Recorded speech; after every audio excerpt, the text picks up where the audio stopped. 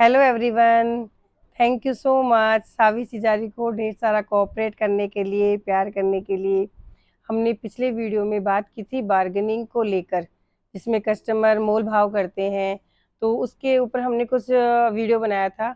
तो वहाँ पे मुझे पॉजिटिव और नेगेटिव कमेंट्स मिले थे। पॉजिटिव मुझे ढेर सारे मिले, नेगेटिव कमेंट्स मुझे थोड़े कम मिले हैं।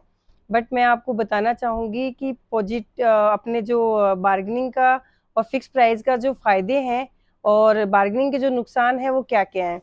देखिए, जब अपन फिक्स प्राइस में जाते हैं, जैसे फिक्स प्राइस में अपन डी मार्ट वगैरह में जाते हैं, सुपर स्टॉप में जाते हैं, या डब्ल्यू वीवा कोई भी जैसे मतलब जो ब्रांड्स होती हैं नॉर्मली शॉप फिक्स वाली जो होती हैं, वहाँ पे क्या होता है, हर इंसान का एक माइंड सेट रहता है।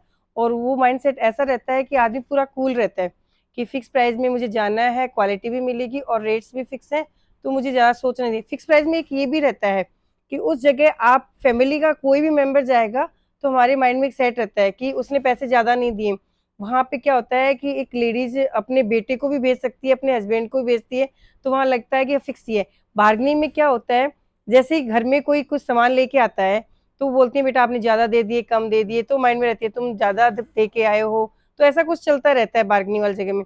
बार्गेनिंग में क्या होता है कि कोई भी जो है दुकानदार है, तो वो 1000 रुपए की चीज के आपको 5000 रुपए मांगेगा पहले से। क्यों? क्योंकि उसको पता है कि आपके यहाँ कस्टमर बार्गेनिंग करेगा।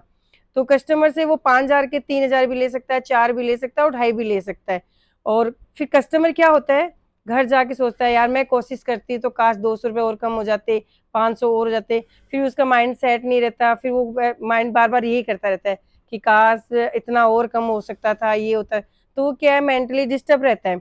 फिक्स प्राइस में क्या होता है, वही चीज लेकर वो जाता है तो उसको लगता है हाँ मैंने एक क्वालिटी ली है और उसके मैंने पैसे पे किए, और उसमें फिक्स रहता है। फिक्स में क्या होता है कि आप 1000 रुपए का आइटम भी लोगे तब भी आपको फिक्स देना पड़ता है, और 100 रुपए का आइटम भी लोगे तो भी फिक्स देना पड़ता है।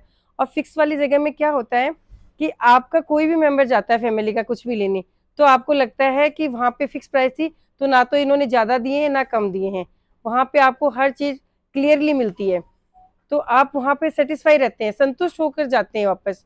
और एक उसका फायदा ये भी है कि आपको कभी टेंशन ही नहीं होती है कि मैंने अच्छी चीज ली है खराब ली है, क्या आप उसमें रहता है मैंने जो पैसे दिए मैंने वैसी ही क्वालिटी का आइटम लिया है। इस तरह से अपन क्या है कि बार्गेनिंग में ज्यादा फंस जाते हैं बजाय अपन फिक्स रेट के। कभी भी आपको ऐसा लगे कि मैंने कुछ ज्यादा दिया कम दिया, ऐसा कभी नहीं लगेगा।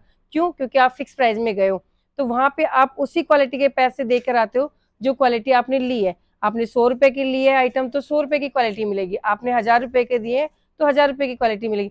बार्गेनिंग में आपको ये नहीं पता आपने अच्छी चीज के पैसे ज्यादा दिए हैं या कुछ खराब चीज थी उसके पैसे ज्यादा दिए, क्योंकि आप खुद ही कंफ्यूज रहोगे और आप बोल भी नहीं सकते उस जगह पे कि अब मैंने क्या दिया था क्या लिया था। ना दुकानदार को याद है ना आपको याद है। आपसे पूछा जाए कि आपने इस सूट के कितने पैसे दिए, तो आप कहोगे पता नहीं मैंने इतने सारे सूट एक साथ लिए हैं तो टोटल मैंने 5000 दिए।